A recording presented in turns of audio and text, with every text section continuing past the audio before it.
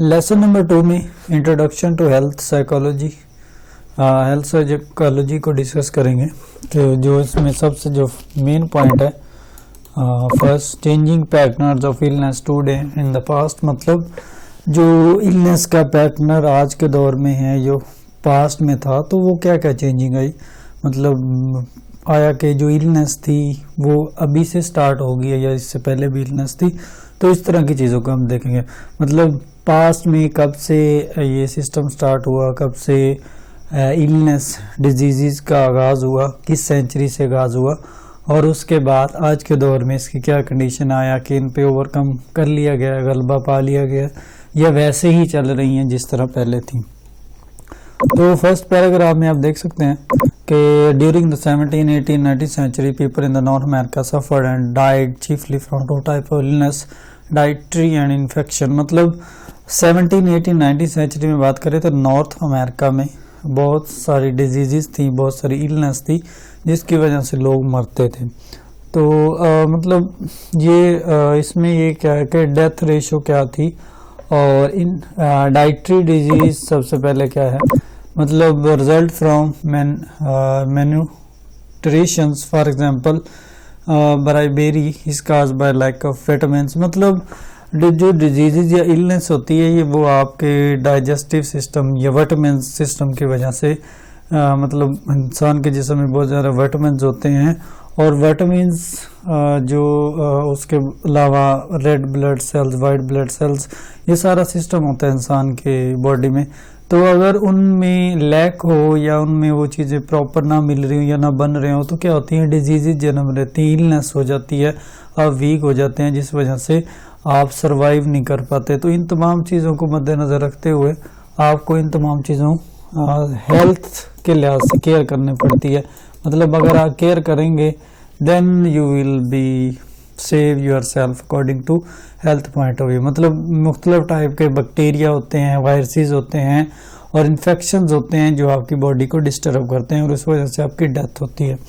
तो ये ना सिर्फ पाकिस्तान में बल्कि डिफरेंट एरियाज, मतलब डिफरेंट कंट्रीज़ में जो हेल्थ सिस्टम या मतलब एक वर्ल्ड हेल्थ ऑर्गेनाइजेशन है जो पूरी दुनिया में हेल्थ को कंट्रोल करता है। मतलब डिफरेंट कंट्रीज़ के बारे में जाके उनके बारे मतलब उनके कंट्रीज़ में जाके विज़िट करता है और रिपोर्ट लेता है कि कौन सी डिजीज़ किस एरिया में है और इसको कैसे ख़त्म किया जा सकता है। तो इसमें ये चीज़ें हैं। उसके बाद व्यू पॉइंट्स फ्रॉम हिस्ट्री, मतलब इसकी हिस्ट्री क्या है, physiology, disease process and mind, physiology कि डिजीज़ क्या है, उसका प्रोसेस क्या है, कब से स्टार्ट हुई और अर्ली सेंचुरी में इसका क्या था, और उसके बाद एंशियंट ग्रीस, उसके बाद रोमन। मतलब इसमें हिस्ट्री डिस्कस की गई है कि अर्ली सेंचुरी में इसका आगाज़ हुआ, ठीक है, उसके बाद कब से ये ग्रो होने लगी और कौन से इफेक्ट हुए हमारी लाइफ में। एंशियंट ग्रीस एंड रोम में मतलब डिफरेंट फिलोसफर्स ने इसको आइडिया दिया।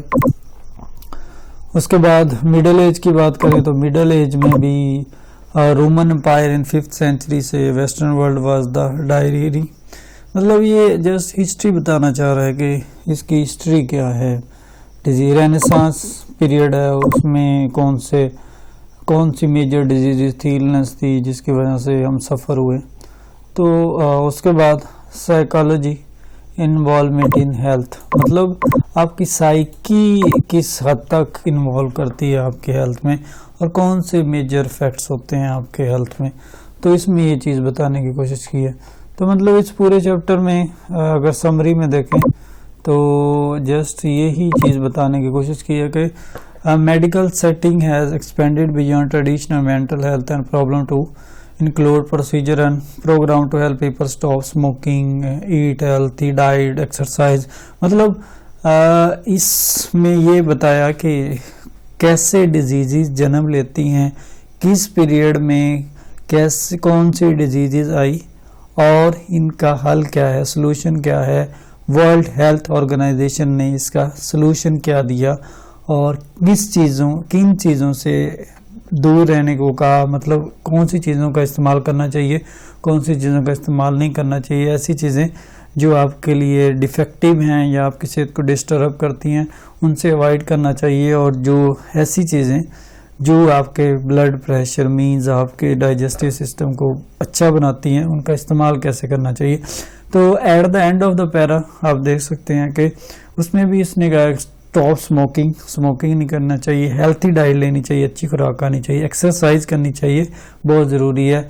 उसके बाद मेडिकल एडवाइस मतलब डॉक्टर्स से रिव्यू करनी चाहिए, रिड्यूस स्ट्रेस ज़्यादा नहीं लेना चाहिए, पेन अगर हो रही है तो उसको कंट्रोल करना चाहिए, और अवॉइड अनइंटेंशनल इंजरीज मतलब ऐसी इंजरीज जो आपको ज़्यादा डिफेक्ट कर सकती हैं, आपकी सेहत को ख़राब कर सकती हैं, उनसे अवॉइड करना चाहिए। तो लेसन नंबर में एक्चुअल 2 में मेन पॉइंट यही है कि हेल्थ जो हेल्थ सिस्टम है या इलनेस कब से आई, 15th सेंचुरी में, मिडल एज में क्या इसके डिफेक्ट थे, क्या असरात हुए, उसके बाद रेनेसांस एज में इसके क्या असरात हुए। तो ये पीरियड बताया गया है, इसमें ज़्यादा कोई इम्पोर्टेंट चीज़ें नहीं है, जस्ट इसमें हिस्ट्री बताई गई है कि इलनेस या डिजीज़ कब से आई और वर्ल्ड हेल्थ ऑर्गेनाइजेशन ने इसके लिए क्या मेजर इकदाम किए और कैसे इसको कंट्रोल किया और डिफरेंट कंट्रीज़ को इसके बारे में क्या सजेशन दी।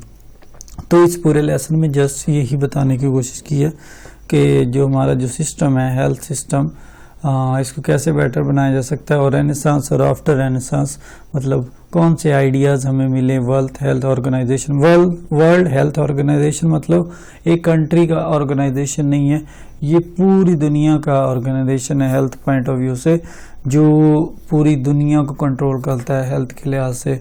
और हेल्थ और जो आपकी साइकोलॉजी है बहुत ज़्यादा इंटरलिंक्ड है, मतलब आपकी साइकी ही बताती है कि आपकी हेल्थ की क्या कंडीशन है। आप डॉक्टर के पास भी जाते हैं तो आप वो साइकोलॉजिकली तौर पे भी आपको सम सजेशन देता है, आइडियाज़ देता है, you should do like this, इन चीज़ों का इस्तेमाल करना चाहिए, इन चीज़ों से अवॉइड करना चाहिए। तो ये तमाम चीज़ें मतलब आपके फ्यूचर मीन्स आपकी हेल्थ को अच्छा रखने में बहुत मददगार साबित होती हैं। तो हेल्थ इज़ वेल्थ, तो मीन्स आपको भी चाहिए कि डाइट, हेल्थी रहने के लिए डाइट, एक्सरसाइज, इन तमाम चीज़ों का ख्याल रखना चाहिए। साइकोलॉजिकली यही चीज़ें अफेक्ट करती हैं हमारी रोज़मर्रा लाइफ में।